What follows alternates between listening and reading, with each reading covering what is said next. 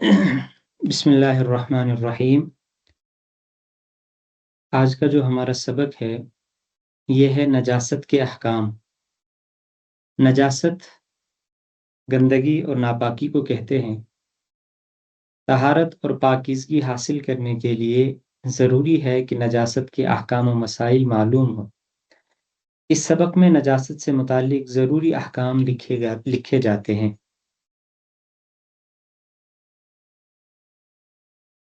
ہم نے اس سے پہلے وضو کے مسائل پڑھے، غسل کے مسائل پڑھے، اور اگر پانی موجود نہ ہو تو تیمم کے مسائل بھی ہم نے پڑھ لیے۔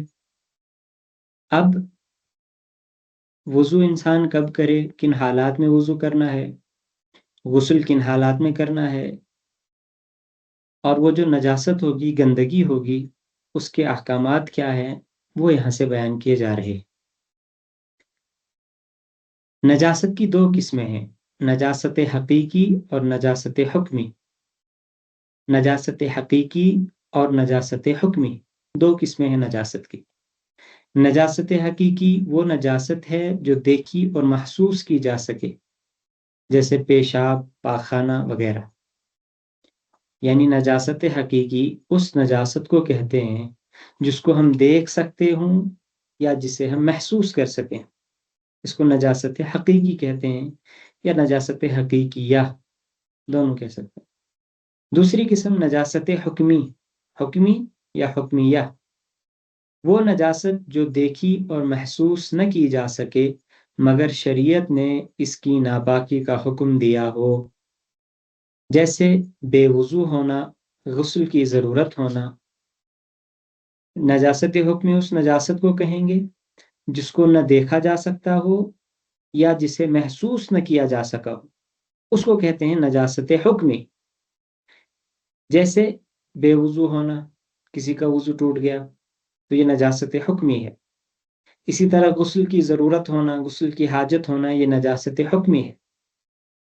آپ کہیں گے، ہو سکتا ہے آپ کے ذہن میں، کسی کے ذہن میں یہ اعتراض ہو، یہ سوال ہو کہ نجاست حقیقی میں بھی تو یہی چیز آ گئی، پیشاب پاخانے کی وجہ سے وضو ٹوٹ گیا، اور یہاں کہہ رہے ہیں کہ بے وضو ہونا مطلب نجاست حکمی ہے، اور وہاں اوپر آیا پیشاب پاخانہ نجاست حقیقی ہے۔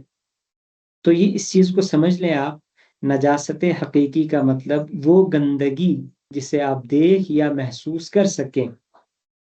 مثال کے طور پر پیشاب ہے، آپ اسے دیکھ سکتے ہیں، آپ اسے محسوس کر سکتے ہیں، یا اسی طرح پاخانہ ہے، اسے آپ دیکھ سکتے ہیں، یا اسی طرح سے خون ہے، پیپ ہے، یعنی جو چیزیں ناپاک شریعت نے جن کو ناپاک مانا ہے وہ آئیں گی نجاست حقیقیہ میں۔ پھر اس کے علاوہ ہے نجاست حکمی، یعنی وہ ناپاکی جو حقیقتاً نہیں ہے، بظاہر وہ ناپاکی نہیں ہے، لیکن اس کو شریعت نے بتایا کہ یہ ناپاک ہے۔ جیسے مثال کے طور پر ایک انسان بیٹھا ہوا تھا، ٹیک لگا کر بیٹھا ہوا تھا، 2 منٹ کے لیے اس کو آنکھ لگ گئی۔ اب شریعت کہہ رہی ہے کہ اس کا وضو ٹوٹ گیا، اس کو وضو کرنا پڑے گا۔ اس کو شریعت نے مانا کہ یہ بے وضو ہے، تو اس کو ہم کہیں گے نجاست حکمیہ۔ یعنی یہاں پر نہ اس کو خون نکلا، نہ پیشاب نکلا، نہ پاخانہ نکلا، نہ پیپ آیا، نہ قے آئی، کوئی بھی ناپاکی جو بظاہر ناپاکی تھی جس کو ہم دیکھ سکتے ہوں وہ نہیں تھی، تو اس کو کہیں گے نجاست حکمی یا نجاست حکمیہ۔ یعنی شریعت نے بتایا کہ یہ ناپاک ہے، ہم نے مان لیا ناپاک، ٹھیک ہے۔ یا اسی طرح سے انسان پیشاب کرتا ہے تو پیشاب انسان کے جسم میں نہیں لگتا ہے، جو ہے صرف پیشاب کی جگہ پر پیشاب لگا ہوا ہے، آپ نے استنجا کر لیا، اس جگہ کو صاف کر لیا، لیکن شریعت کہہ رہی ہے کہ نہیں، اس کی وجہ سے تم ناپاک ہو گئے۔ اور کتنا ناپاک ہو گئے؟ آپ کے چہرے کو دھونا پڑے گا، آپ کے بازو کو دھونا پڑے گا، سر کا مسح کرنا پڑے گا، پاؤں کو دھونا پڑے گا، اب تم پاک ہو جاؤ گے۔ حالانکہ وہ پیشاب نہ ہمارے چہرے پر لگا تھا، نہ بازو پر لگا تھا، نہ سر پر لگا تھا، نہ پاؤں پر لگا تھا، لیکن شریعت نے کہا کہ یہ ناپاک ہو گئے، ان اعضاء کو دھونا پڑے گا۔ اس کو کہتے ہیں نجاست حکمی، جو حکمن ناپاک ہے، یعنی حکم کے اعتبار سے، یعنی شریعت کے ماننے کہنے کے اعتبار سے ہم نے اس کو مانا کہ یہ ناپاک ہے، ورنہ بظاہر یہاں کوئی ناپاکی لگی ہوئی نہیں تھی۔ اس کے برعکس پیشاب پاخانہ لگا ہوا ہے، وہ دکھ رہا ہے ہمیں، تو اس کو ہم کہیں گے یہ نجاست حقیقی ہے۔ ٹھیک ہے، دکھ رہی ہے نجاست. لیکن حکمی نجاست یعنی انسان بے وضو ہے یا بے غسل ہے، یہ کہیں گے ہم کہ اس کو نجاست ہے، یہ نجس ہے، ابھی ناپاک ہے. ٹھیک ہے، امید کرتا ہوں یہ چیز سمجھ میں آ گئی ہوگی. نجاست حکمی کا دوسرا نام حدث ہے. اس کا دوسرا نام حدث بھی ہے. حدث یعنی ناپاکی. اور میں نے کہا بھی تھا کہ حدث یہ پیچھے بھی آ چکا ہے. وضو جب بے وضو ہو انسان اس کو حدث کہتے ہیں، بے غسل ہو اس کو جنابت کہتے ہیں. اس کی آج انشاءاللہ جو ہے اس میں تفصیلاً یہ بات آئے گی. پھر آگے دیکھیں، نجاست حقیقی کی دو قسمیں ہیں. نجاست حقیقی کی دو قسمیں یعنی وہ نجاست جو بظاہر دکھ رہی ہو، اس کی دو قسمیں ہیں. نمبر 1 نجاست غلیظہ، نمبر 2 نجاست خفیفہ. نجاست حقیقی کی بھی دو قسمیں ہیں اور نجاست حکمی کی بھی دو قسمیں ہیں. ٹھیک ہے، نجاست حقیقی کی دو قسمیں یہ ہیں، نمبر 1 نجاست غلیظہ، نمبر 2 نجاست خفیفہ. نجاست غلیظہ وہ نجاست جو نہایت شدید قسم کی نجاست ہو، یعنی بہت جو ہے غلیظہ کے معنی، غلیظ کے معنی ہوتے ہیں گاڑھا، موٹا، جو ہے اچھا خاصا. ٹھیک ہے، تو جس کو شریعت نے بڑی نجاست تصور کیا ہے اس کو ہم کہیں گے غلیظہ، نجاست غلیظہ. جیسے پیشاب ہے، پاخانہ ہے، گھوڑے گدھے کی لیدھ یعنی ان کے جو پاخانہ وغیرہ ہوتا ہے، گائے بیل بھینس کا گوبر، درندوں کا پاخانہ، خون پیپ شراب وغیرہ، یہ ہے نجاست غلیظہ. ٹھیک ہے، دوسری قسم آئی نجاست حقیقی کی، نجاست خفیفہ. وہ نجاست جو ذرا ہلکی اور کم قسم کی نجاست ہو، جیسے حرام پرندوں کی بیٹ، حلال جانوروں کا پیشاب. یہ بھی ناپاک ہیں لیکن ان کی ناپاکی تھوڑی سی کم ہے، ان کی ناپاکی کا حکم تھوڑا سا کم ہے. شریعت نے تھوڑی سی تخفیف دی ہے. کس طور پر تخفیف دی ہے وہ آگے انشاءاللہ آپ کو سمجھ میں آ جائے گا. دیکھیے، نجاست کی مقدار جو معاف ہے، یعنی کتنی نجاست لگی ہوگی یا کتنے سے کم نجاست لگی ہوگی، شریعت جس کو کہے گی کہ یہ معاف ہے، یعنی اتنے میں آپ کی نماز ہو سکتی ہے، وہ نجاست. نجاست غلیظہ اگر گاڑھی ہو تو 3.5 ماشا کے برابر معاف ہے. ایک ماشا تقریباً 907 یا 904 گرام کے آس پاس آتا ہے، ملی گرام. اور اس اعتبار سے 3.5 ماشا تقریباً 3.5 گرام بنتا ہے. 3 گرام 402 ملی گرام. ٹھیک ہے، اگر نجاست غلیظہ گاڑھی ہو، ٹھیک ہے، اور ٹھوس شکل میں موجود ہو، تو پھر اس صورت میں اس کی جو مقدار معاف ہوگی، وہ مقدار کتنی معاف ہوگی؟ اگر وہ 3.5 گرام کے بقدر ہے یا اس سے کم ہے تو معاف، اس سے زیادہ ہے تو پھر معاف نہیں ہوگی. ٹھیک ہے، اسے صاف کرنا پڑے گا. اور اگر وہ پتلی ہو، رقیق ہے، پتلی ہے، وہ سیال ہے، لیکوڈ ٹائپ ہے، تو پھر اس صورت میں 1 روپے کے پھیلاؤ یا ہتھیلی کے گہراؤ کے برابر معاف ہے. 1 روپے جتنا ہوتا ہے، جو ہمارے پاس کوائنز ہوتے ہیں، جو سکے ہمارے پاس ہوتے ہیں، جیسے میرے پاس یہ کوائن ہے، اس کوائن کا جو ڈائیمیٹر، جو ایریا اس کا ہے، اتنے ایریا کے اندر اگر ہے تو پھر وہ معاف ہے، یا اس سے زیادہ اگر ہے تو پھر معاف نہیں ہے. اسی طرح سے آپ ہتھیلی کی جو گولائی، اندر سے جو ہتھیلی کا ایریا ہوتا ہے، اس ایریا یعنی جس پر اگر آپ پانی ڈالیں گے، جتنے میں پانی رکے گا ہتھیلی میں، اتنے پانی کی مقدار جو ہے وہ معاف ہے، نجاست غلیظہ. ٹھیک ہے، کب؟ جب وہ باریک ہو، رقیق ہو. اگر وہ گاڑھی ہے تو پھر 3.5 گرام کے بقدر وہ معاف ہے. ٹھیک ہے، اب دیکھ لی نجاست خفیفہ. نجاست خفیفہ جس عضو یا جس کپڑے پر لگی ہو، اگر اس کے چوتھائی سے کم ہو تو معاف ہے. نجاست غلیظہ میں ہم نے پڑھا کہ اگر وہ گاڑھی ہے تو 3.5 ماشا یعنی 3.5 گرام. اور نجاست غلیظہ اگر باریک ہو، پتلی ہو، اس صورت میں اس میں جو ہے 1 روپے کے پھیلاؤ یعنی کپڑے پر یا جسم پر 1 روپے کے جو ہے پھیلاؤ کے برابر اگر وہ ہے تو پھر اس سے کم ہے تو معاف ہے، اس سے زیادہ ہے تو پھر معاف نہیں ہے، اس کو دھونا پڑے گا. اس کے برعکس جو نجاست خفیفہ ہے، اس میں یہ متعین نہیں کیا گیا کہ اتنا معاف ہے، اتنا معاف ہے، بلکہ اس میں ہے جس عضو پر لگی ہو، جس پارٹ پر بھی لگی ہو، چاہے جسم پر یا کپڑے پر، جس بھی پارٹ پر لگی ہو اس کا 1/4 دیکھا جائے گا. ٹھیک ہے، مثال کے طور پر یہ میرا ہاتھ ہے، اگر اس میں نجاست خفیفہ لگی ہو تو اس میں 4 حصے کریں گے. مان لو 1 2 3 4، اس کے 4 حصے میں نے کیے. تو اب اگر ایک حصے کے برابر اگر نجاست خفیفہ لگی ہے تو اس کو ہم کہیں گے اس سے زیادہ اگر ہے تو پھر اس کو دھونا پڑے گا، لیکن اس سے کم ہے تو معاف ہے. ٹھیک ہے. یہیں پر اگر یہ بازو پر نجاست لگی ہے تو اب بازو کا ایریا یہاں سے یہاں تک آ گیا، کاندھے سے لے کر آگے جو یہاں تک پورا بازو آ گیا. اب اس کے 4 حصے کیے جائیں گے. ٹھیک ہے. مثال کے طور پر ایک حصہ اتنا آ گیا، دوسرا اتنا، تیسرا اور چوتھا حصہ. ٹھیک ہے. اب اگر اتنے حصے میں لگی ہو یعنی ایک ہاتھ کے بقدر، بازو میں تقریباً ایک ہاتھ کے بقدر بنتا ہے چوتھائی حصہ. ٹھیک ہے. لیکن ایک ہاتھ میں لگی ہو تو پھر دیکھیں گے 1/4 جو ہوگا، چوتھائی حصہ ہاتھ کا کے 4 حصے کر کے اگر چوتھائی حصے کو دیکھیں گے. ٹھیک ہے. اسی طرح اگر چہرے پر لگی ہو تو چہرے کے 4 حصے کریں گے آپ، تو جو ایک حصہ بچے گا چہرے کا اتنا معاف ہوگا. اگر اس سے کم ہے تو معاف، اس سے زیادہ ہے تو پھر وہ معاف نہیں ہوگی. ٹھیک ہے. اگر وہی دامن پر لگی ہو، مثال کے طور پر آپ نے قمیض پہنی ہے، اس کا دامن، اب اس کا دامن کتنا بڑا ہوتا ہے، تو اس دامن پر اگر لگی ہو تو اس دامن کے 4 حصے کریں گے. 4 حصوں میں سے اگر ایک حصے کے بقدر ہے یا اس سے کم ہے تو معاف ہے، اس سے زیادہ ہے تو پھر اس کو دھونا پڑے گا.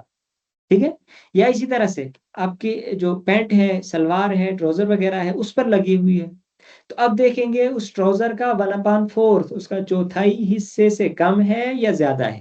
اگر اس سے کم ہے تو معاف ہے، اس سے زیادہ ہے تو پھر اس کو دھونا پڑے گا. ٹھیک ہے.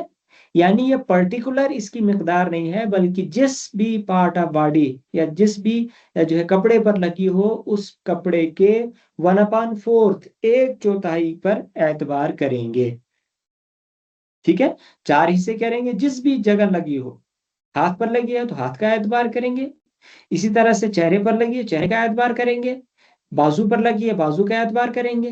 پیٹھ پر لگی ہے، پیٹھ کا اعتبار کریں گے. اب پیٹھ کے اعتبار سے ایک چوتھائی تقریباً چہرے اور بازو سے زیادہ کا ایریا اس میں بن رہا ہے. لیکن شریعت کا حکم یہ ہے کہ ایک چوتھائی جس بھی عضو پر، جس بھی پارٹ پر لگی ہو اس کا 1/4 معاف ہے، اس سے کم معاف ہے، اس سے زیادہ دھونا پڑے گا. ٹھیک ہے. اب دیکھ لیجئے، معاف، نجاست کے معاف ہونے کا مطلب یہ ہے کہ اگر کپڑے یا جسم پر اتنی نجاست لگی ہو اور آدمی نماز پڑھ لے تو نماز ہو جائے گی، اسے دہرانا ضروری نہیں ہے. معاف کا مطلب یہ ہے کہ نجاست لگی ہے اور آدمی نے ویسے ہی نماز پڑھ لی تو وہ اتنی معاف ہے. اگر معاف والی کیٹیگری میں آ رہی نجاست غلیظہ 1 روپے کے ڈائیمیٹر میں، 1 روپے کے ایریا میں اگر ہے تو معاف ہے. اور نجاست خفیفہ اگر 1/4 حصے یعنی جس بھی پارٹ پر لگی ہو اس کے 1/4 حصے یعنی 1/4 سے کم اگر ہو تو پھر وہ معاف ہے، اس سے زیادہ ہو تو پھر وہ معاف نہیں. تو معاف ہونے کا مطلب کہ اگر وہ اسی حالت میں انسان نے نماز پڑھ لی تو اس کی نماز معاف ہو جائے گی. ٹھیک ہے. اب دیکھ لیجئے، اگر مگر مکروہ ہو جائے گی، اگر نماز پڑھ لی تو وہ مکروہ ہو جائے گی. ٹھیک ہے. یعنی تھوڑا سا اس میں کراہت آئے گی، دوبارہ پڑھنے کی ضرورت نہیں، نماز ادا ہو گئی، ثواب میں تھوڑی سی کمی ہو گئی. لیکن اگر قصدن اتنی نجاست لگی رہے تو پھر یہ مناسب نہیں. اگر جان بوجھ کر آپ نے دیکھی وہ نجاست اور آپ نے دیکھا 1/4 سے کم ہے، نجاست خفیفہ لگی آپ کے دامن میں 1/4 سے کم نجاست لگی ہوئی ہے، مان لو آپ کے ایک ہاتھ کے بقدر جو ہے گائے کا یا اسی طرح سے کسی اور معقول اللحم جانور کا پیشاب لگا ہوا ہے. ٹھیک ہے. بکری کا پیشاب، گائے کا، یا اسی طرح سے بیل کا، اونٹ کا، اونٹنی کا. ٹھیک ہے. وہ پیشاب لگا ہوا ہے اور وہ ایک مان لو آپ یہ دامن پر ہے اور دامن کا جو ڈائیمیٹر وہ تقریباً جو ہے 1/4 تقریباً 2 ہاتھ کے برابر بن رہا ہو. تو اگر 1 ہاتھ کے برابر لگی ہو تو اتنی معاف ہے. 2 ہاتھ 1/4 بن رہا ہے، اس سے کم معاف ہے.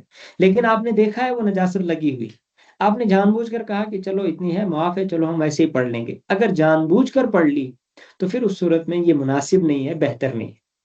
ٹھیک ہے. اگر جو ہے پھر ایسی جگہ نجاست لگی ہے آپ کو معلوم ہی نہیں ہے کہ مجھے یہ نجاست لگی ہے کہیں، تو پھر اس صورت میں وہ کراہت جو ہے وہ بھی ختم ہو جائے گی. ٹھیک ہے. پھر آگے بڑھتے ہیں. اب دیکھ لیجئے نجاست سے پاکی حاصل کرنے کا طریقہ. اسے نجاست سے پاک ہم کیسے ہو جائیں، پاکی حاصل کرنے کا طریقہ کیا ہے. کہہ رہے ہیں اگر کپڑے یا بدن پر نجاست لگی ہو تو پانی یا کسی پاک بہنے والی چیز سے 3 مرتبہ دھونے سے پاکی حاصل ہو جاتی ہے. البتہ کپڑے کو 3 بار نچوڑنا بھی ضروری ہے. کپڑے پر یا بدن پر نجاست لگی ہو تو اس نجاست کو 3 بار دھونے سے نجاست پاک ہو جاتی ہے، نجاست اگر لگی ہو. ٹھیک ہے. مثال کے طور پر وہ ہاتھ پر نجاست لگی ہے تو 3 بار آپ ہاتھ کو دھوئیں گے، ہاتھ پاک ہو جائے گا۔ کپڑے پر لگی ہے، 3 بار آپ اس پر پانی بہائیں گے، اس کو صاف کریں گے، 3 بار مرتبہ پانی بہائیں گے تو وہ پاک ہو جائے گی۔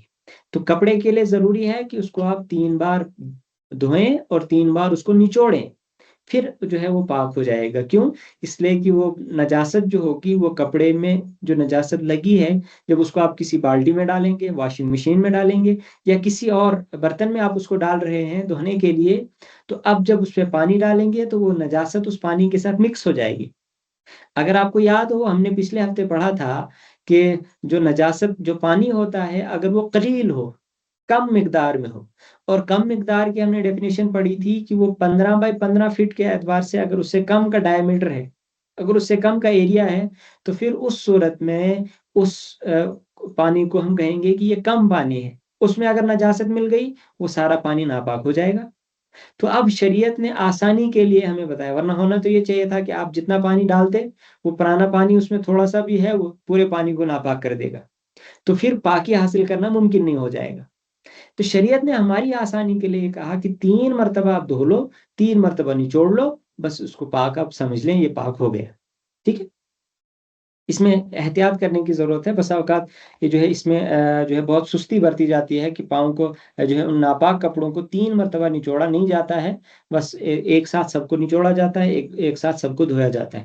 تو 3 مرتبہ اس میں پانی بہانا اور اس پانی کو نچوڑنا یہ ضروری ہے۔ ٹھیک ہے؟ نمبر 2، اگر کپڑا اتنا موٹا ہو کہ اس کو نچوڑا نہ جا سکتا ہو تو اس کو 3 دفعہ دھویا جائے، اور ہر دفعہ دھو کر اتنی دیر چھوڑ دیا جائے کہ پانی ٹپکنا بند ہو جائے، اور تیسری بار سوکھنے کے بعد پاک ہو جائے گا۔ یہی حکم مٹی کے برتنوں کا بھی ہے کہ اگر کپڑا اتنا موٹا ہے، یا آپ کا فرش وغیرہ ہے یا کمبل وغیرہ ہیں جن کو دھو نہیں سکتے آپ، ٹھیک ہے، پراپرلی آپ ان کو دھو نہیں سکتے، کسی برتن وغیرہ واشنگ مشین میں آپ کے پاس دھونے کا انتظام نہیں ہے، تو پھر اس صورت میں کیا حکم ہے؟ یہ حکم ہے کہ آپ 3 مرتبہ اس کو دھو لیں۔ یا آپ کے پاس اگر فرش بہت بڑا ہے تو آپ اس کو اٹھا کر دھو کر، وہ آپ کے لیے ممکن نہیں ہے کہ آپ اس کو جو ہے کہیں لے جائیں اور دھوئیں، تو اس کی آسانی کے لیے، یہ مسئلہ یہاں پر لکھا نہیں ہے، میں آپ کو زبانی بتا رہا ہوں، اس کی آسانی کے لیے یہ ہے کہ جس جگہ پر وہ پیشاب یا پاخانہ لگا ہوا ہے، نجاست لگی ہوئی ہے، اس کے نیچے ایک ٹب یا بالٹی وغیرہ رکھ دیں، اوپر سے ایک بار آپ پانی بہائیں، تھوڑا سا اس کو رگڑیں، پھر پانی بہائیں، تھوڑا سا رگڑیں، پھر پانی بہائیں، اس کو تھوڑا سا صاف کر لیں، اس طرح سے وہ پاک ہو جائے گی۔ یعنی اگر بڑا فرش ہے، مان لو مسجد ہے، اس کی صفیں بہت بڑی بڑی ہوتی ہیں جن کو اٹھانا اور ڈالنا بچھانا ممکن نہیں ہوتا ہے، اور اٹھا کر ان کو دھونا اور ان کو سکھانے کے لیے رکھنا ایک بہت مشکل کام ہوتا ہے، اور تقریباً ناممکن کے قریب یہ کام ہوتا ہے، تو پھر اس صورت میں یہ حکم ہے کہ اس کے نیچے ایک ٹب رکھا جائے گا، اوپر سے پانی ڈالیں گے، اور وہ پانی نیچے بہنا شروع ہو جائے گا۔ جب وہ پانی ٹپکنا بند ہو جائے، دوسری مرتبہ ڈالیں، اس کو صاف کریں، پانی ٹپکنا بند ہو گیا، اوپر سے پھر پانی ڈالیں، پانی ٹپکنا بند ہو گیا، وہ سوکھ گیا، وہ پاک ہو جائے گا۔ ٹھیک ہے؟ اسی طرح اگر موٹا کپڑا ہے، اس میں بھی یہی کیا جا سکتا ہے کہ اس کو ایک بار دھوئیں، پھر تھوڑی دیر چھوڑ دیں جب تک اس کا پانی ٹپکنا رسنا بند ہو جائے، پھر اس کے بعد آپ پھر پانی ڈالیں، پھر پانی ٹپکنا بند ہو جائے، پھر پانی ڈالیں، پھر پانی ٹپکنا بند ہو جائے، وہ پاک ہو گئے۔ اسی طرح جو ہے سوکھ جائے گا، سوکھنے کے بعد پاک ہو جائے گا۔ یہی حکم مٹی کے برتنوں کا بھی ہے کہ مٹی کے جو برتن ہیں ان کو بھی پاک کرنے کا یہی طریقہ ہے کہ آپ ان میں پانی ڈالیں، وہ سوکھ گئے، پھر پانی ڈالا، پھر سوکھ گئے، پھر پانی ڈالا، پھر سوکھ گئے، تو وہ پاک ہو جائیں گے۔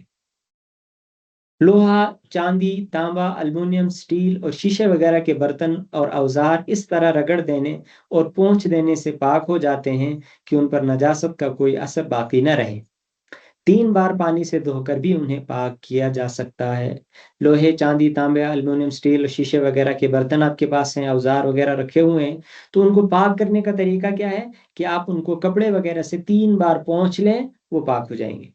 یا اگر آپ دھونے کی فیسلٹی آپ کے پاس ہے کہ آپ ان کو دھو سکتے ہیں اور ان کو زنگ نہ لگے، اگر یہ آپ کے پاس ممکن ہے تو ان کو دھو لیں، 3 مرتبہ آپ دھو لیں، وہ پاک ہو جائیں گے۔ اسی طرح زمین، پکا فرش، پتھر وغیرہ پر اگر نجاست لگ جائے تو اس کے خشک ہو جانے اور اس کا اثر زائل ہو جانے کے بعد یہ چیزیں پاک ہو جاتی ہیں۔ زمین پر پکا فرش ہے، پتھر وغیرہ ہیں، اگر ان پر نجاست لگ جائے اور وہ سوکھ جائے تو سوکھنے کے ساتھ ہی وہ نجاست کیا ہو جائے گی؟ پاک ہو جائے گی۔ ٹھیک ہے؟ آگے، اگر چمڑے سے بنی ہوئی چیزوں پر جسمدار نجاست لگ جائے تو رگڑنے سے پاک ہو جائے گی، اور اگر نجاست پتلی ہو تو پانی سے دھونا ضروری ہے۔ چمڑے کی چیزیں بنی ہوئی، جیسے لیدر کا جیکٹ بنا ہوا ہے، یا اسی طرح سے لیدر کے کوئی کپڑے ہیں، پرس وغیرہ ہے، یا کوئی بھی چیز لیدر کی ہے، شوز وغیرہ ہیں، ان کو پاک کرنے کا طریقہ کیا ہے کہ کہہ رہے ہیں اگر وہ نجاست جسمدار ہے، جسمدار کا مطلب جیسے پاکخانہ ہے تو اس کا ایک حجم ہوتا ہے، اس کی ایک باڈی شیپ ہوتی ہے اس کی، اس کے برعکس اگر پیشاب ہے تو اس کی کوئی باڈی شیپ نہیں ہوتی ہے، ٹھیک ہے۔ تو جسمدار کا مطلب یہ ہے کہ اگر جسمدار نجاست اس پر لگ جائے جو دکھ رہی ہے، ٹھیک ہے، مان لو آپ کے پاس لیدر کا جیکٹ لگا ہو، اس پر نجاست لگی ہے، تو وہ جسمدار آپ کو دکھ رہی ہے، اس کی شیپ، اس کی باڈی آپ کو دکھ رہی ہے، تو آپ اس کو رگڑ لیں، تو رگڑنے سے وہ پاک ہو جائے گی۔ جب آپ دیکھیں کہ یہاں سے صاف ہو گیا بالکل، وہ پاک ہو جائے گی۔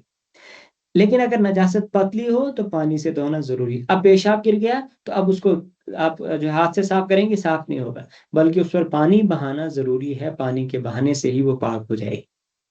اسی طرح گوبر وغیرہ جل کر راکھ ہو جائیں تو ان کی راکھ پاک ہے۔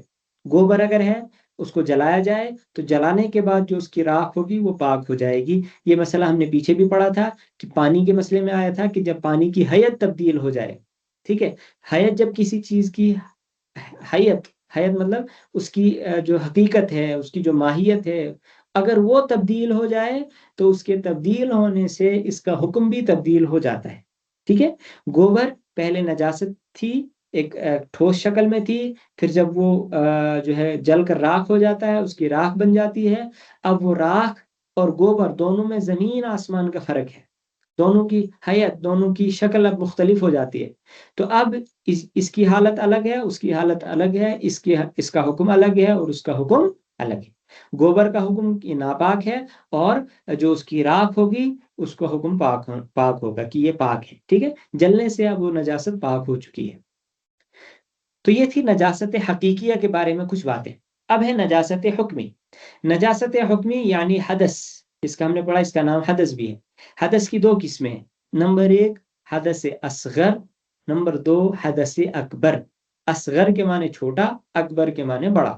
حدث اصغر ناپاکی کی وہ حالت جس سے وضو کرنا لازم آتا ہے، جیسے پیشاب، پاخانہ، ریح خارج ہونا، یا کسی عضو سے خون نکل کر بہہ جانا۔ حدث اصغر سے پاک ہونے کے لیے وضو کیا جاتا ہے۔ چھوٹی ناپاکی، اس کو حدث بھی کہتے ہیں، حدث اصغر بھی کہتے ہیں، اور صرف حدث بھی اس کو کہتے ہیں۔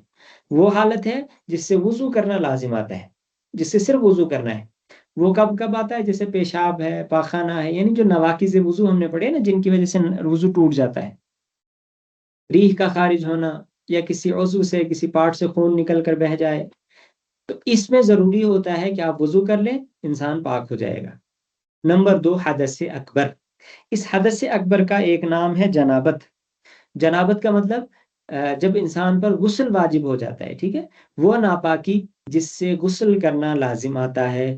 حدث اکبر کو دور کرنے کے لیے غسل کرنا ضروری ہے۔ حدث اکبر جو نواقض غسل، الگ سے آپ کے گروپ میں جو ویڈیو بھیجی گئی تھی، جب غسل کا بیان ہم نے پڑھا تھا، تو نواقض غسل الگ سے ہم نے اس میں بیان کیے تھے۔ تو ان نواقض غسل میں سے کوئی ایک ناقص پیش آ گیا تو اس کی وجہ سے غسل ٹوٹ جائے گا، اب غسل دوبارہ کرنا ہے، اور اس کے لیے، یعنی اس ناپاکی کو دور کرنے کے لیے، حدث اکبر کو دور کرنے کے لیے، اس کا دوسرا نام میں نے بتایا تھا جنابت بھی اس کا دوسرا نام ہے، ٹھیک۔ تو اس جنابت کو دور کرنے کے لیے غسل کرنا ضروری ہوتا ہے، یہ غسل سے پاکی حاصل ہوتی ہے۔ ایک اس میں پوائنٹ اور انہیں لکھا ہے کہ اگر پانی نہ ہو تو تیمم کے ذریعے حدث اکبر، حدث اصغر دونوں سے پاکی حاصل کی جا سکتی ہے۔ یہ ہم نے پڑھ لیا تفصیلاً تیمم کے بیان میں کہ جو حدث اکبر ہو یا حدث اصغر ہو، دونوں صورتوں میں جو ہے تیمم، اگر پانی موجود نہیں ہے یا اس پر انسان قادر نہیں ہے تو وہ جو ہے تیمم کر سکتا ہے، ٹھیک ہے۔ ایک دو مسئلے اور ہیں اس میں۔ ایک مسئلہ اس میں ہے جو اس میں لکھے ہوئے نہیں ہیں، میں نے مناسب سمجھا ان کو آپ کے سامنے پیش کر دوں۔ منی جو ہے یہ ہمارے نزدیک، احناف کے نزدیک ناپاک ہے، لیکن شوافی کے نزدیک اور اہل حدیث حضرات کے نزدیک منی پاک ہے، یعنی اگر کسی جگہ لگی ہے، اس کے نکلنے سے تو غسل واجب ہو جائے گا، لیکن کسی جگہ پر اگر لگی ہے تو اس کی وجہ سے وہ جو ہے کپڑا ناپاک نہیں ہوگا۔ لیکن ہمارے نزدیک، احناف کے نزدیک اور بقیہ فقہا کے نزدیک جو ہے ناپاک ہے۔ اسی طرح نجاست کی ایک اور تقسیم اس میں کی گئی ہے، وہ یہاں پر مینشن نہیں ہے، اگر آپ لکھنا چاہیں تو آپ اس کو نوٹ کر سکتے ہیں۔ نمبر 1 نجاست مرئیہ، نجاست مرئیہ۔ نمبر 2 نجاست غیر مرئیہ، مرئیہ کی سپیلنگ آئیں گی میم رے حمزہ یہ اور چھوٹا ہے، مرئیہ۔ تو نجاست مرئیہ اس نجاست کو کہتے ہیں جو آنکھوں سے دکھائی دے، جو نظر آنے والی نجاست ہو، اس کو کہتے ہیں نجاست مرئیہ۔ تو اس کی پاکی کا حکم یہ ہے، یا پاکی کا طریقہ یہ ہے کہ اس کو ہٹا لیا جائے، ختم کر لیا جائے۔ جو نجاست دکھ رہی ہو، مثال کے طور پر کسی کے بازو پر نجاست لگی ہے، وہ دکھ رہی ہے، اگر وہ اس کو 3 بار اس نے پانی اوپر سے بہا دیا، پانی اوپر سے چلا گیا، نجاست کے اوپر سے چلا گیا، لیکن نجاست ابھی لگی ہوئی ہے، تو پاک ہوگا؟ نہیں ہوگا پاک۔ کیوں؟ اس لیے کہ نجاست ابھی باقی ہے جسم پر۔ اس نجاست مرئیہ کو، نظر آنے والی نجاست کو صاف کرنا، وہاں سے بالکل ہٹا دینا وہاں سے، یہ ضروری چیز ہے۔ ٹھیک ہے، اس کو ہٹا دیا تو 3 مرتبہ دھونے سے پھر وہ پاک ہو جائے گی، جبکہ وہ نجاست وہاں سے ختم ہو چکی ہے۔ اگر نجاست وہیں ہے، آپ جو ہے پورے دن اس بازو کو پانی میں رکھیں، پورے دن آپ نلکے سے پانی بہاتے رہیں اور نجاست وہیں موجود ہے، پانی اس نجاست کے اوپر سے نکل کر بہہ رہا ہے، وہ پاک نہیں ہوگا۔ ٹھیک ہے۔ دوسری قسم ہے نجاست غیر مرئیہ۔ غیر مرئیہ مطلب جو نجاست نظر نہیں آتی ہو، اس نجاست کو کہتے ہیں کہ جو نظر نہیں آ رہی ہے، اس کا حکم یہ ہے کہ اس کو 3 مرتبہ دھو لیا جائے گا یا صاف کر لیا جائے گا، 3 مرتبہ، وہ پاک ہو جائے گی۔ ٹھیک ہے، یعنی آپ کے جسم پر یا جو ہے آپ کے پاس جو کپڑا وغیرہ لگا تھا، اس پہ پیشاب کے قطرے گر گئے، اب پیشاب گر گیا تو اب وہ نظر نہیں آ رہا ہے۔ ٹھیک ہے، کپڑے کا کلر ایسا تھا کہ وہ اب نظر نہیں آ رہا ہے کہ کہاں پیشاب لگا تھا، کتنا لگا تھا، تو آپ اس میں 3 مرتبہ پانی بہائیں گے، وہ پاک ہو جائے گا۔ ٹھیک ہے، آگے دیکھ لیجئے استنجا کا بیان۔ استنجا کہتے ہیں جب انسان پیشاب یا پاخانہ کرے تو ان مقامات کو دہنے کا نام استنجا ہے۔ ٹھیک ہے، اس کو بسا اوقات جو ہمارے یہاں اس کو لوگ اس استنجا کو ہمارے یہاں کہتے ہیں وضو کرنا، اور وضو کرنے کو یعنی چہرہ دھونا، بازو دھونا، اس کو کہتے ہیں منہ دھونا۔ تو یہ شریعت یا جو ہے فقہ میں استنجا کہتے ہیں جو ہے پیشاب پاخانے کے بعد ان مقامات کو دھونے کا نام استنجا ہے، اور جو ہے چہرے کو، بازو کو، سر کا مسح کرنے، پاؤں کے دھونے کا نام جو ہے وہ وضو ہے۔ ٹھیک ہے، استنجا کا حکم، پیشاب یا پاخانہ کے بعد طہارت حاصل کرنے کو استنجا کہتے ہیں۔ ٹھیک ہے، نبی کریم صلی اللہ علیہ وسلم استنجا کا بہت اہتمام فرماتے، پہلے ڈھیلوں سے پاکی حاصل کرتے، ڈھیلے یعنی مٹی کے جو ہے وہ ان کے جو ہے پتھر یا ان کے جو ٹھیکرے وغیرہ، اس کے بعد پانی استعمال فرماتے۔ صحابہ کرام کو بھی اسی کی تاکید فرماتے۔ ایک بار فرمایا کہ قبر میں اس شخص پر سخت عذاب ہوتا ہے جو پیشاب کے بعد استنجا نہیں کرتا، اس لیے ہر مسلمان کو استنجا کا پابندی سے اہتمام کرنا چاہیے۔ گویا یہ ایک وعید بھی اس میں بیان کی گئی ہے حدیث مبارکہ میں، اور دوسری بھی ایک حدیث مبارکہ ہے، اللہ کے رسول صلی اللہ علیہ وسلم نے فرمایا کہ 2 قبروں کے پاس سے آپ گزرے، آپ نے فرمایا ان کو عذاب دیا جا رہا ہے، اور ان میں سے ایک کی غلطی آپ صلی اللہ علیہ وسلم نے یہ شمار کرائی کہ یہ پیشاب کے لا یستنزہ من البول، یہ پیشاب کے قطروں سے بچتا نہیں تھا۔ تو گویا پیشاب کے قطروں سے بچنا، یہاں پر پیشاب کے بعد استنجا کرنا، تو اس سے بھی معلوم پڑتا ہے کہ پیشاب کے قطروں سے بچنا بھی اور استنجا کرنا بھی یہ بہت ضروری ہے، ایک مسلمان کے لیے ضروری ہے۔ تو عذاب جو ہے اس شخص پر عذاب آتا ہے جو پیشاب کے بعد استنجا نہیں کرتا ہے، سخت وعید ہے اس حدیث مبارکہ کے اندر۔ اس لیے ہر مسلمان کو استنجا کرنے کا اہتمام کرنا چاہیے۔ اگر پیشاب یا پاخانہ کرتے وقت نجاست اپنے مخصوص مقام سے بڑھ کر ادھر ادھر پھیل جائے تو استنجا کرنا سنت ہے۔ یعنی جب آپ پیشاب کر رہے تھے، پاخانہ کر رہے تھے، تو جو اس نجاست کا محل ہے، جو اس کی جگہ ہے، وہاں سے پھیل گئی وہ نجاست، جسم پر لگ گئی، تو اس کا دھونا، اگر اس سے پھیلی نہ ہو، اس جگہ کے اندر ہے، تو اس جگہ کو دھونا سنت۔ لیکن اگر 1 درہم کے برابر ادھر ادھر پھیلی ہو تو واجب ہے، ضروری ہے، اور اگر 1 درہم سے زیادہ پھیل گئی تو اس جگہ کو دھونا فرض ہو جاتا ہے، ضروری ہو جاتا ہے۔ ٹھیک ہے، استنجا کا طریقہ، سب سے بہتر طریقہ یہ ہے کہ پہلے ڈھیلوں کا استعمال کیا جائے، پھر پانی کا استعمال کیا جائے، اور کم درجہ یہ ہے کہ صرف پانی کا استعمال کیا جائے، اور سب سے کم درجہ ہے کہ صرف ڈھیلے استعمال کیا جائے، ٹھیک ہے۔ پیشاب کے بعد ڈھیلے وغیرہ سے پیشاب کو سکھا دیا جائے، پھر پانی سے دھو لیا جائے، اور پاخانہ کے بعد ضرورت کے مطابق تاک ڈھیلوں سے پاخانے کے مقام کو صاف کر کے پانی سے دھو ڈالا جائے، ٹھیک ہے۔ اس میں جو تاک ڈھیلے کہیں نے ایون میں، یہ آڈ میں شاید، کہ 1 3 5 کی جو تعداد ہے اس کو ملحوظ رکھا جائے جب آپ مٹی کے ڈھیلوں سے استنجا کر رہے ہوں۔ تو یہ ہمارے جو ٹوائلٹس وغیرہ ہیں، چاہے وہ ایسٹرن ہوں یا ویسٹرن ٹوائلٹس ہوں، ان کے لیے یہ بات نہیں ہے، ٹھیک ہے، کیونکہ اگر آپ ان ٹوائلٹس میں مٹی ڈالیں گے تو پھر وہ بلاک ہو جائیں گے۔ تو یہ ہے وہاں پر جہاں پر اس کی سہولت ممکن ہو، میسر ہو، تو پھر وہاں پر آپ دونوں طریقے استعمال کر لیں۔ بلکہ ایک جگہ مسجد قباء والے جو تھے اہل قباء، ان کی تعریف قرآن کریم میں کی گئی ہے، فیہ رجال یحبون ان یتطہروا، کہ وہاں پر لوگ ایسے ہیں جو پاک رہنے کو پسند کرتے ہیں، خوب اچھی طریقے سے پاکی حاصل کرنے کو پسند کرتے ہیں۔ ان لوگوں سے جب پوچھا گیا کہ آپ کس طرح سے پاکی حاصل کرتے ہیں، انہوں نے بتایا کہ ہم پہلے مٹی کے ڈھیلوں کا استعمال کرتے ہیں، پھر اس کے بعد پانی سے اس مقام کو دھو لیتے ہیں۔ تو گویا خوب اچھی طریقے سے پاکی حاصل کرنا جو ہے یہ اللہ تعالیٰ کو زیادہ پسند، ٹھیک ہے۔ لیکن صرف پانی سے یا صرف مٹی سے، یا جو آج کل جو ہے ٹشو وغیرہ بھی ہوتے ہیں، تو صرف ٹشو سے بھی دھویا جا سکتا ہے، یہ بھی اس سے بھی پاکی حاصل ہو جاتی ہے۔ استنجا کے آداب: استنجا بائیں ہاتھ سے کیا جائے، یعنی دائیں ہاتھ کے بجائے بائیں ہاتھ سے استنجا کرنا چاہیے۔ نمبر 2، استنجا کرتے وقت قبلہ کی طرف منہ یا پیٹھ نہ کی جائے۔ جب آپ استنجا کر رہے ہوں تو نہ قبلے کی طرف رخ کریں اور نہ اس طرف پیٹھ کریں۔ نمبر 3، ایسی جگہ استنجا نہ کیا جائے جہاں سے استنجا کرنے والے کے سطر پر کسی شخص کو کی نظر پڑتی ہو۔ یہ ہم نے اس وقت بھی میں نے بتایا تھا کہ جب غسل کا بیان آیا تھا تو ہم نے کہا تھا غسل جو ہے پردے کی جگہ میں کرنا ہے۔ یہاں پر بھی استنجا جب کرنا ہو تو استنجا بھی جو ہے پردے والی جگہ میں کرنا چاہیے۔ گاؤں دیہات وغیرہ میں یا کچھ علاقوں میں جہاں پر ٹوائلٹس وغیرہ کی سہولیات نہیں ہوتی تو لوگ کھیتوں میں چلے جاتے ہیں۔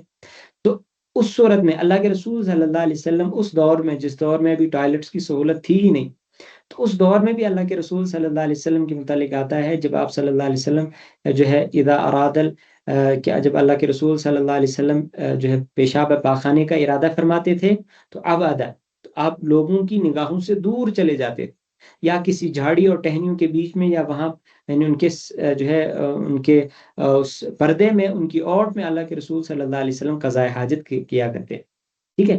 تو اللہ کے رسول صلی اللہ علیہ وسلم نے خود بھی عمل کر کے دکھایا اور ہمیں بھی تلقین دی کہ جہاں پر یہ فیسلٹی نہ ہو بیت الخلا کی، ٹوائلٹس وغیرہ کی، وہاں پر بھی کم از کم پردے کی جگہ میں آپ جو ہے استنجا کریں، ٹھیک ہے۔ یہ سنت ہے، یہ استنجا کے آداب میں سے ہے۔ جن چیزوں سے استنجا جائز ہے: نمبر 1، مٹی کے ڈھیلے سے، پتھر سے، اینٹ سے، پانی سے، اسی طرح سے ٹیشو پیپر وغیرہ ہیں ان سے بھی، ٹھیک ہے۔ جن چیزوں سے استنجا کرنا مکروہ ہے: نمبر 1، قیمتی چیزوں سے جیسے سونا، چاندی، ریشمی کپڑا وغیرہ سے استنجا کرنا مکروہ ہے، ٹھیک ہے، قیمتی چیزوں سے، یہ ان کی ناقدری میں شامل ہوتا ہے۔ نمبر 2، قابل احترام چیزوں سے جیسے کاغذ، روٹی۔ تو آپ ہو سکتا ہے کچھ لوگ کہیں ٹیشو بھی کاغذ ہے، ٹیشو کاغذ کے حکم میں نہیں ہے، ٹیشو کا حکم الگ ہے، کاغذ کا حکم الگ ہے۔ ٹیشو کو ایز اے کاغذ آپ یوز نہیں کر سکتے، اس پر آپ لکھ نہیں سکتے ہیں، آپ لکھنے چاہیں گے وہ کاغذ پھٹ جائے گا، تو ٹیشو کا حکم الگ ہے۔ اور ٹیشو کے بنانے کا مقصد ہی یہی ہوتا ہے کہ اس سے پاکی حاصل کی جائے، اس سے صفائی حاصل کی جائے، تو وہ بنایا ہی اسی مقصد کے لیے جاتا ہے۔ اس کے برعکس جو کاغذ ہوتا ہے، اس کاغذ کو صفائی حاصل کرنے کے لیے نہیں بلکہ تعلیم کے لیے، سیکھنے اور سکھانے کے لیے اس کو استعمال کیا جاتا ہے، بنایا بھی اسی غرض سے جاتا ہے۔ اسی طرح روٹی ہے، اسی طرح ہڈی سے بھی منع کیا گیا ہے، اس لیے کہ وہ اللہ کے رسول صلی اللہ علیہ وسلم نے فرمایا جنوں کی خوراک ہے، ٹھیک ہے، بہرحال وہ تفصیل طلب بات ہے۔ نمبر 3، وہ چیزیں جن سے تکلیف کا اندیشہ ہو، یعنی جن سے خطرہ ہو زخم کے آنے کا، جیسے کوئلہ ہے، شیشہ ہے، ٹین یا لوہے کا ٹکڑا وغیرہ، جن سے زخم آنے کا یا زخمی ہونے کا اندیشہ ہو، ان چیزوں سے استنجا کرنا بھی مکروہ ہے۔ نمبر 4، وہ چیزیں جو جانوروں کے لیے غذا کا کام دیتی ہوں، جیسے گھاس، بھوسا، پتے وغیرہ، جن کو جانور کھاتے ہوں، ان چیزوں سے استنجا کرنا بھی مکروہ ہے۔ اسلام نے کتنی جو ہے کتنا خیال رکھا ہے جانوروں کا، کہ ان کے لیے جو ہے جو ان کی خوراک تھی اس سے بھی استنجا کی ممانعت ہمیں کی گئی۔ اب ہے پیشاب پاخانہ کرتے وقت کیا چیزیں مکروہ ہیں، کن چیزوں کا خیال رکھنا چاہیے۔ نمبر 1، کعبے کی طرف منہ یا پیٹھ کرنا مکروہ ہے، ناپسندیدہ عمل ہے۔ اسی طرح کھڑے ہو کر پیشاب کرنا مکروہ ہے، الا یہ کہ آپ ایسی جگہ ہیں جہاں پر آپ جو ہے بیٹھ کر پیشاب نہیں کر سکتے۔ اللہ کے رسول صلی اللہ علیہ وسلم کے متعلق ایک حدیث مبارکہ آتی ہے، حضرت مغیرہ بن شعبہ رضی اللہ تعالیٰ نقل کرتے ہیں، وہ فرماتے ہیں کہ اللہ کے رسول صلی اللہ علیہ وسلم قوم کے لوگوں کے کوڑا کرکٹ پھینکنے کی جگہ، یعنی جو ڈمپ یارڈ جس کو ہم کہتے ہیں آج کل، جہاں جو ہے کچرا پھینکا جاتا ہے، پورے شہر کا کچرا جہاں پھینکا جاتا ہے، وہاں پر اللہ کے رسول صلی اللہ علیہ وسلم کبھی آئے، ایک مرتبہ آئے تو آپ صلی اللہ علیہ وسلم نے فبالا قائما، کھڑے ہو کر آپ صلی اللہ علیہ وسلم نے وہاں پیشاب فرمایا۔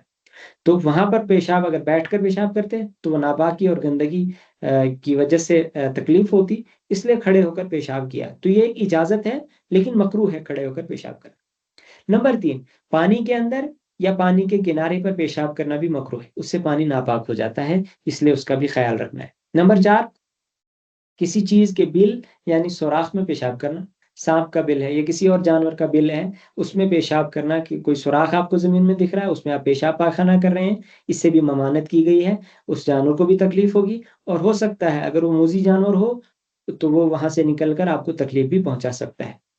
نمبر 5، پھلدار یا سایہ دار درخت کے نیچے پیشاب پاخانہ کرنا۔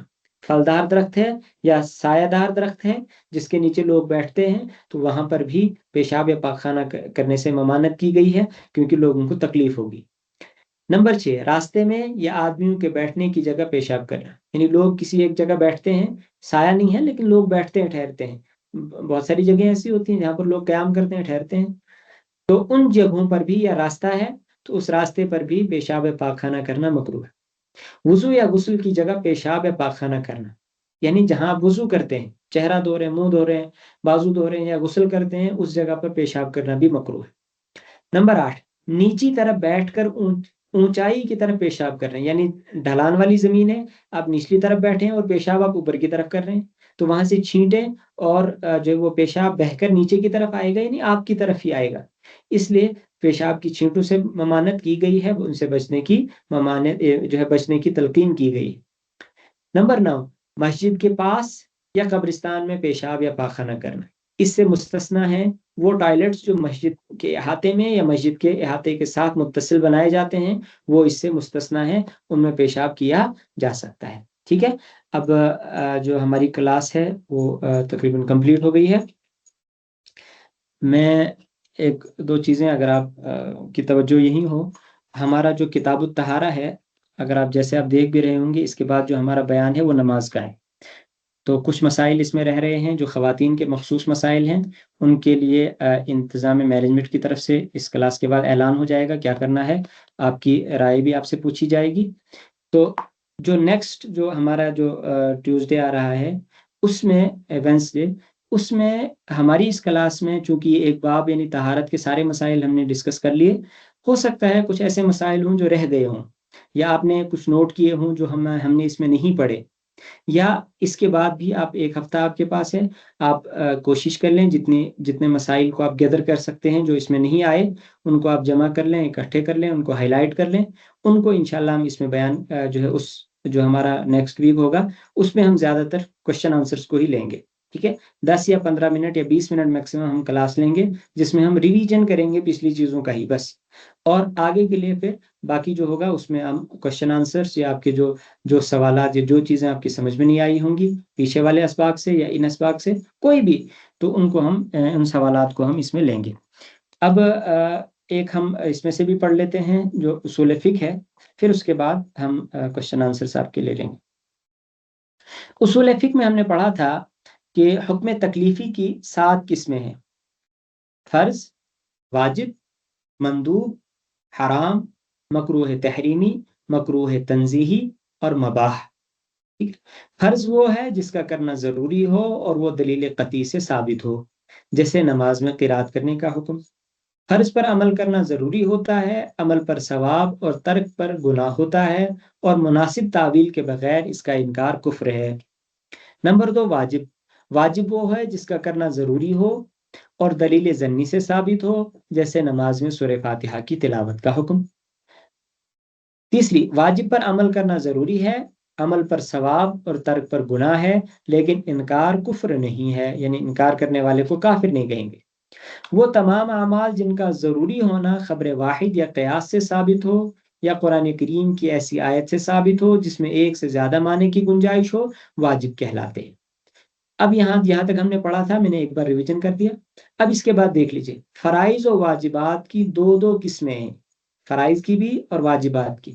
نمبر 1 عینی، نمبر 2 کفائی۔